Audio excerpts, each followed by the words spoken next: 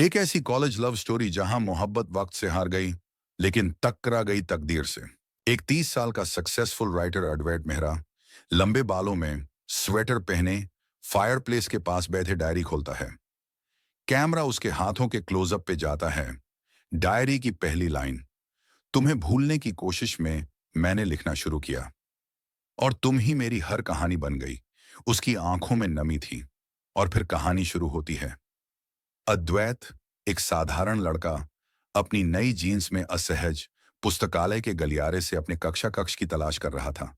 थोड़ा अजीब, थोड़ा विद्वान। मेहर एक खुली जीप में आई। कॉलेज की सबसे बहादुर, सबसे बेफिक्र और खूबसूरत लड़की। हवा उसके बालों के साथ खेल रही थी। उसके साथ थी उसकी सबसे अच्छी दोस्त जोया।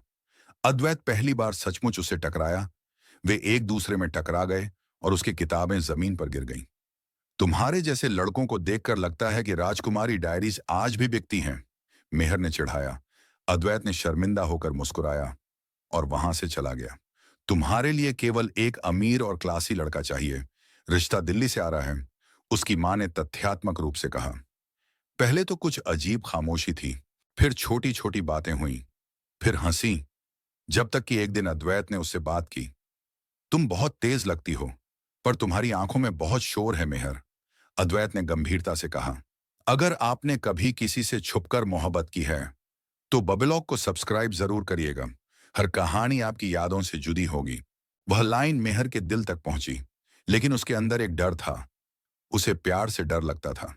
लेकिन उसी रात मेहर ने घोषणा की, मैं दिल्ली वाले कबीर से सगाई हो गई हूं।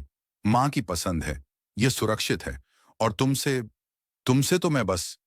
उसने भावुक होकर कहा। वह आंसुओं के साथ वहां से चली गई। अद्वैत बस खड़ा वहां देखता रहा।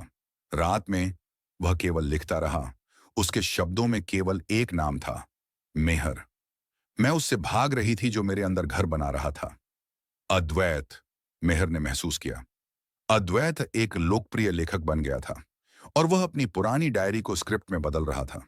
किताब का नाम, तुम रह गए मेरे बिना।